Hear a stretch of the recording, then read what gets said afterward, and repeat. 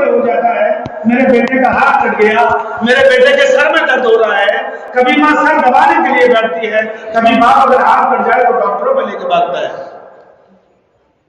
اور زیادہ حالت خراب ہو جائے تو بڑے MBBS ڈاکٹروں پہ لے کے جاتا ہے کہ نہیں ہے؟ اس لیے میرے دوستو بزرگوں، وہی آپ کے نوجوان بیٹے اپنے اعمال بد کی وجہ سے، نمازیں چھوڑنے کی وجہ سے میدان محشر میں آپ کی نگاہوں کے سامنے وہ جہنم میں جا رہے ہوں گے اور آپ ان کو نہیں روک سکتے۔ دین کی بات سننے کے لیے مسجد میں آنے کے لیے تیار نہیں نوجوان طبقہ،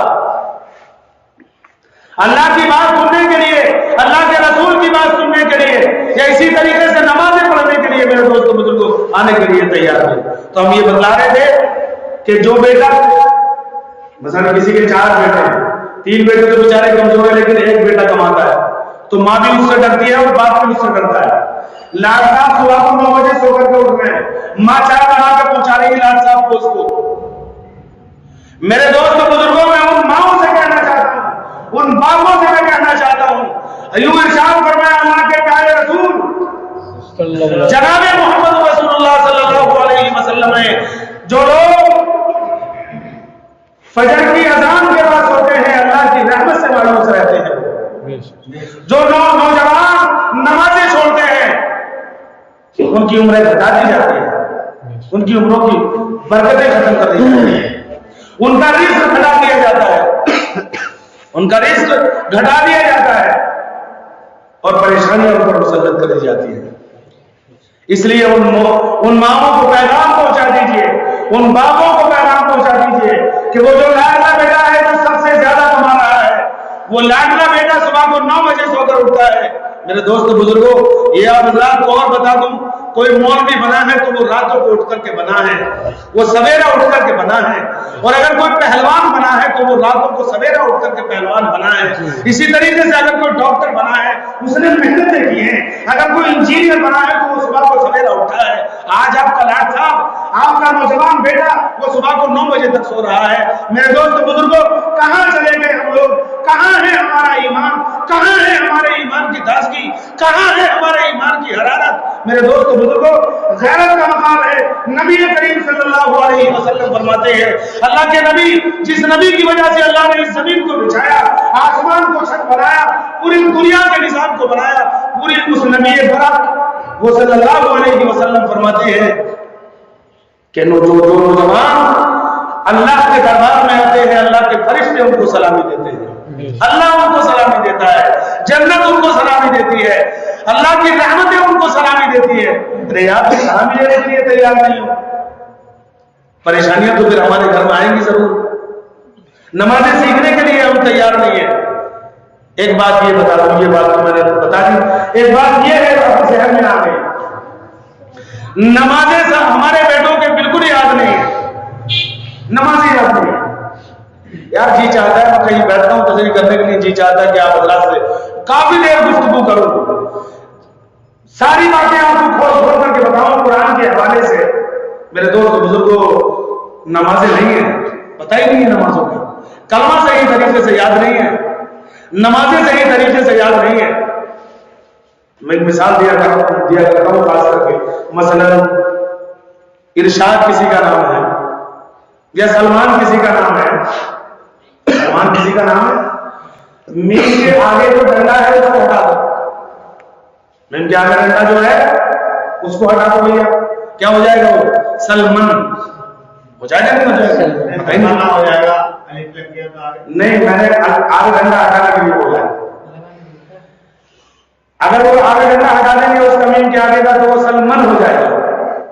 سمجھ میں نہیں آ رہا کیا کہنا ہے؟ اسی طریقے سے میرے دوست بزرگوں، قرآن اللہ کے اندر کا نکلا ہوا کلام ہے، وہ پیارے اللہ کا کلام، اس پیارے اللہ کے کلام کو ہم سیکھنے کے لیے ہمارے پاس وقت نہیں، اس پیارے اللہ کی عبادت نماز کے الفاظ سیکھنے کے لیے ہمارے پاس وقت نہیں۔ اس لیے میرے دوست بزرگوں، ہم اپنی نمازوں کو درست کریں، اپنی نمازوں کا ہم خیال کریں کہ ہماری نمازیں کس طرح سے درست ہیں، کس طرح سے ہونی چاہیے درست، کس طرح وقت نکالیں، اپنے اماموں سے ہم اپنی نمازوں کو درست کریں۔ جو حضرات قرآن پڑھے ہوئے ہیں وہ حضرات قرآن ضرور پڑھیں، ہمارے اس پروگرام کا مقصد یہی ہے کہ گھر گھر میں یہ پیغام پہنچائے کہ گھروں میں بیٹیاں مصلے بچھا دیں، اپنے گھروں میں یہ پیغام دے دو، ماؤں بہنوں کو یہ پیغام دے دو کہ گھروں میں مصلے بچھائیں، گھروں میں قرآن کی تلاوتیں عام ہو جائے، نوجوان بیٹے نمازی ہو جائیں، ہر انسان کے اوپر، ہر انسان اپنے دل میں یہ فکر سوار کر لے، اپنی کھوپڑی میں، اپنے دل میں یہ چیز بٹھا لے کہ ہم اللہ کے ہیں، اللہ نے ہمیں پیدا کیا ہے، اللہ نے ہمیں ساری چیزیں دی ہیں، اللہ نے زندگی دی ہے، اللہ ہی موت دینے والا ہے، اللہ ہی ساری چیزیں رزق دینے والا ہے، اور وہی ساری چیزوں کو چھیننے والا ہے۔ یہ اس کے علاوہ کوئی اور در ہے بھیا؟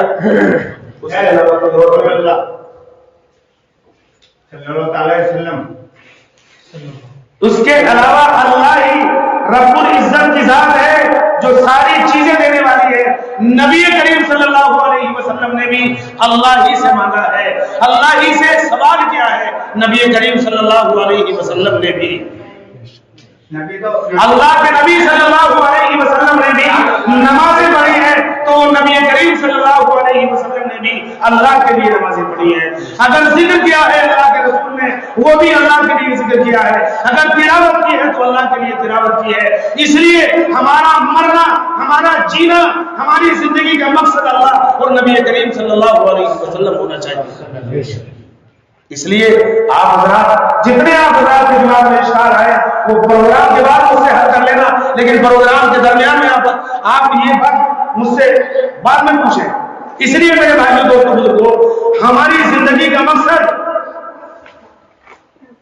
نمازوں کا اہتمام کرنا ہو، ہماری زندگی کا مقصد قرآن کریم کی تلاوت ہماری زندگیوں میں آ جائے، ہماری زندگی کا مقصد اللہ کے ہر حکم کو ماننے والے ہم بن جائیں۔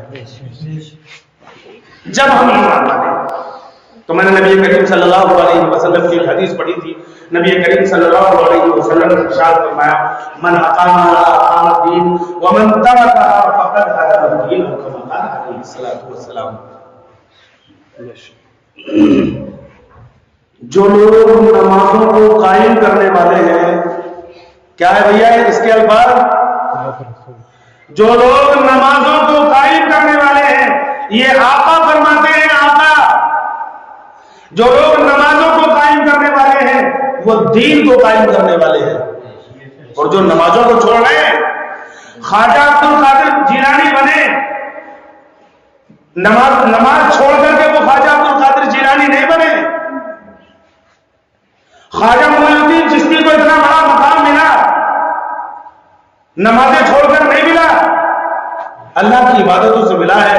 راتوں کو اٹھے ہیں، وہ راتوں کو اللہ کے سامنے کیوں گرائے ہیں، راتوں کو اللہ کا ذکر کیا ہے، راتوں کو اللہ کی عبادتیں کی ہیں، جب وہ مقام کو پہنچے ہیں۔ اس لیے میرے دوست بزرگوں، سب سے پہلے کیا ہے، نبی کریم صلی اللہ علیہ وسلم فرماتے ہیں، من اقامها اقام الدین ومن ترکها فقد هدم الدین۔ اب اے لوگوں، نمازوں کو قائم کرو، اگر نمازوں کو قائم کرو گے تو تم دین کو قائم کر رہے ہو، اگر تم نمازوں کو چھوڑ رہے ہو تو فقد هدم الدین، تم دین کو گرا رہے ہو۔ سب سے پہلے کیا ہے، مسجدوں میں، ہر مسجد میں لکھا ہوا ہوتا ہے، نقشوں میں ایک نقشہ لگا ہوا ہوتا ہے، قائم کا، جس میں قائم دیکھا جاتا ہے۔ اب تم نے نقشوں پہ لکھا ہوا ہے، 11 پہلے نقشوں پہ لکھا ہوا ہوتا ہے ایک فارسی کا شعر، فارسی کا شعر نقشوں پہ لکھا ہوا ہوتا تھا، جس میں قائم دیکھا کرتے تھے ہم۔ روزے میں اشر کے جہاں گداز بود، اولین پرسش نماز بود۔ کسی چیز کو نہیں پوچھا جائے گا وہاں پر، کاروبار کو نہیں پوچھا جائے گا، تجارتوں کو نہیں پوچھا جائے گا، وہاں سب سے پہلا جو سوال ہوگا، علماء فرماتے ہیں جب سورج بالکل قریب آ جائے گا، انسان کا دماغ ہانڈی کی طرح کھولتا ہوا ہوگا۔ وہ سب کا ٹائم ہو گیا میرا؟ نہیں، 5 منٹ۔ اگر انسان کا دماغ ہانڈی کی طرح کھولتا ہوا ہوگا تو اس وقت میں پوری تفصیلی بات ہے، یہ میں آپ حضرات کو اگر بتاؤں گا تو کافی وقت لگ جائے گا۔ سب سے پہلے اسرافیل علیہ السلام کو حکم ہوگا سور پھونکو، وہ سور پھونکیں گے، بڑی میٹھی آواز ہوگی، لوگ ناچنا شروع کر دیں گے، یعنی بولنا شروع کر دیں گے، مست ہو جائیں گے۔ اب ہم لوگ، آپ دیکھا ہوگا دنیا کے باجے پہ اگر کوئی دھمک والا باجا آ جائے، کوئی اچھا والا باجا آ جائے، تو انسان یا تو انگلیاں ہلانا شروع کر دے گا یا اس طریقے سے کچھ نہ کچھ پیر ہلانا شروع کر دے گا۔ وہ اس کے اندر آ رہی ہے، اس کے اثرات اس کے اندر آ رہے ہیں۔ اسی طریقے سے فرمایا ہمارے رسول صلی اللہ علیہ وسلم نے کہ سور کی آواز اتنی پیاری اتنی مست ہوگی شروع میں کہ انسان جھومنے لگیں گے، لیکن بڑھتے بڑھتے بڑھتے بڑھتے بڑھتے بڑھتے اتنی خطرناک ہو جائے گی کہ انسان کے دماغ پھٹ جائیں گے، انسان کے دماغوں کے تالے پھٹ جائیں گے، انسان یہ زمین پھٹ جائے گی، دنیا کا نظام درم درم ہو جائے گا، پہاڑ اول کے گالوں کی طرح اڑتے بنیں گے۔ سورہ زلزال میں اس کا ذکر ہے، اذا زلزلت الارض زلزالها واخرجت الارض اثقالها۔ میں آپ حضرات کو قرآن کے کون کون سی الفاظ کا ترجمہ کروں، اس لیے مختصر سے الفاظ میں آپ حضرات کو بتا دوں۔ انسان دوسرا جب سور پھونکا جائے گا، پہلے سور پہ سب انسان ہو جائیں گے، دوسرا پھونکا جائے گا تو انسان سارے زندہ ہو جائیں گے، قبروں سے اٹھنے لگیں گے۔ تو یوں ارشاد فرمایا اس وقت میں ایک آواز آ رہی ہوگی، اس وقت میں کیا آواز آ رہی ہوگی؟ اس وقت میں آواز آ رہی ہوگی اولی پرسش نماز بود۔ بتا بھیا نماز لایا ہے تو کھڑا ہو جا، کیا بھیا؟ اولی پرسش نماز بود، اگر نماز لایا ہے تو ادھر کھڑا ہو جا، ورنہ وامتازوا اليوم ایھا المجرمون۔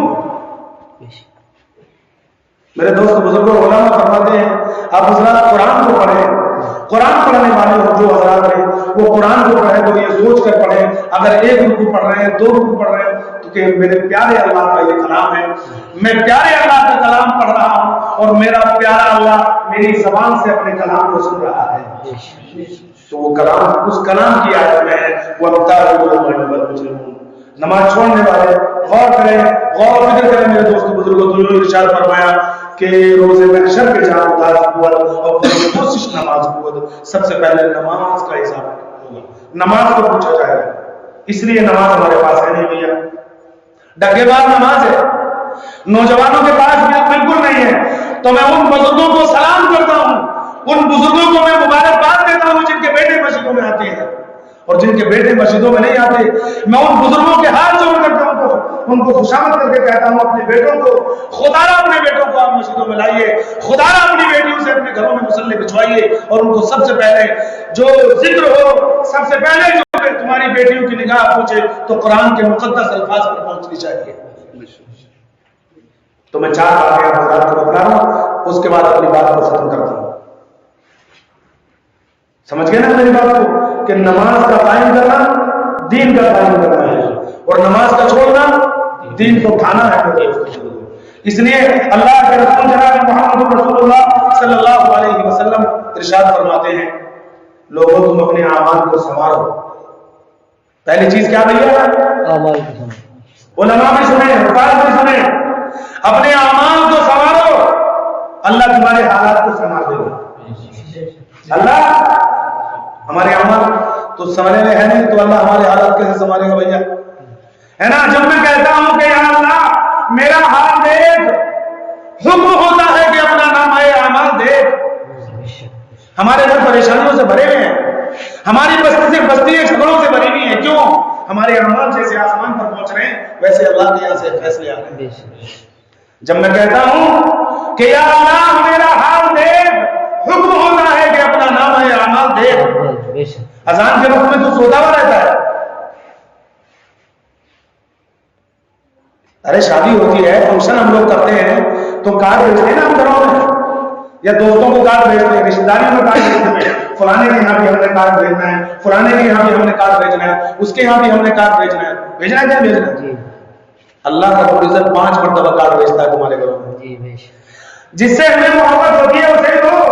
آپ حضرات نے شادی کی، مجھے کوئی نہیں جانتا، مجھے تو کسی نے نہیں کارڈ دیا آپ نے، کیوں؟ میں جب آپ نہیں جانتے نہیں، مجھے نہیں جانتے میں، اس لیے اگر آپ حضرات کو مجھے جانتے ہوئے ہوتے تو ضرور دیتے کہ فلاں مولانا کو بھی دے دو کارڈ، انہیں جانتے ہیں، محبت ہے۔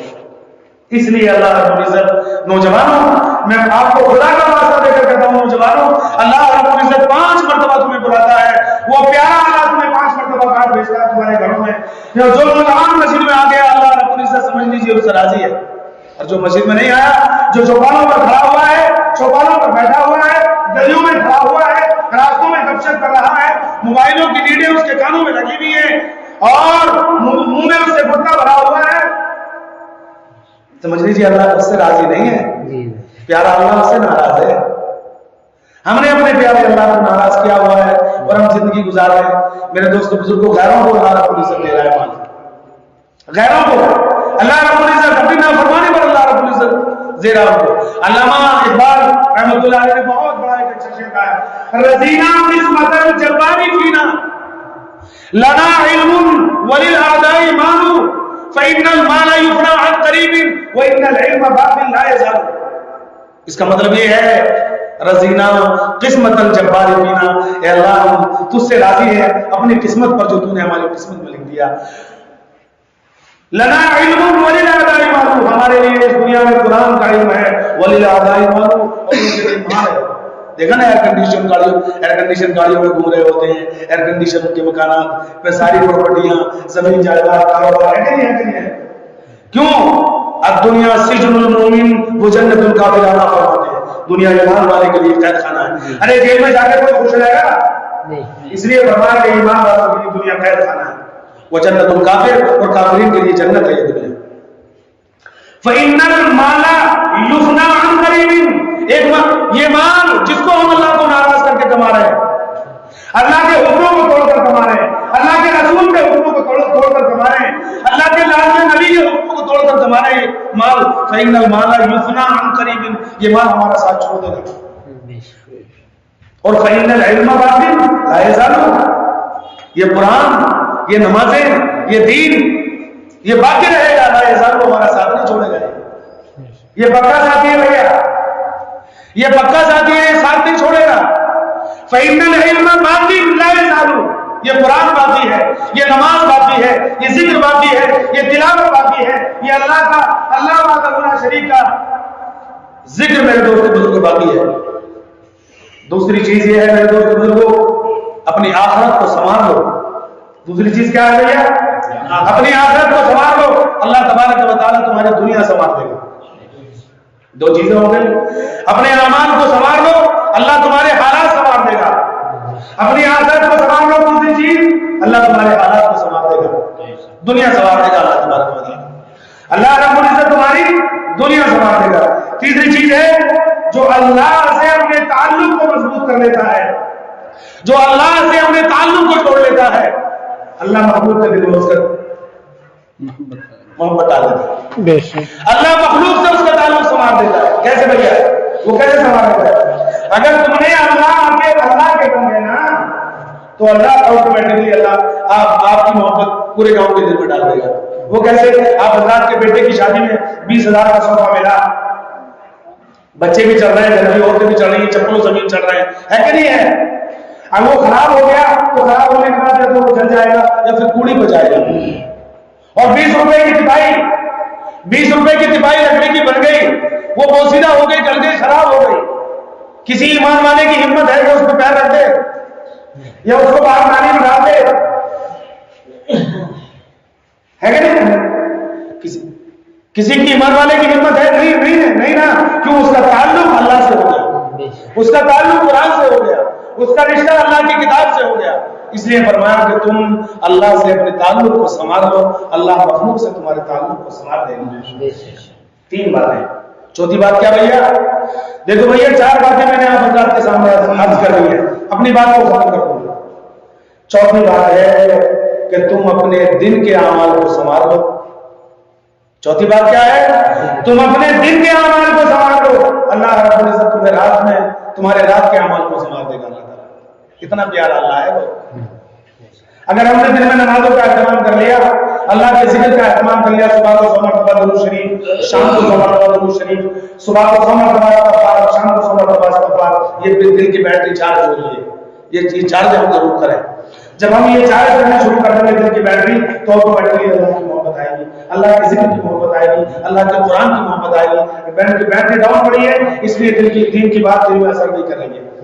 اس لیے میرے بھائیوں دوستوں بزرگوں, ہم نے یہ 4 باتیں آپ کے سامنے عرض کی ہیں. اللہ تبارک و تعالیٰ مجھے بھی عمل کرنے کی توفیق عطا فرمائے. اس لیے ہمیں دنیا میں اپنے اعمال کو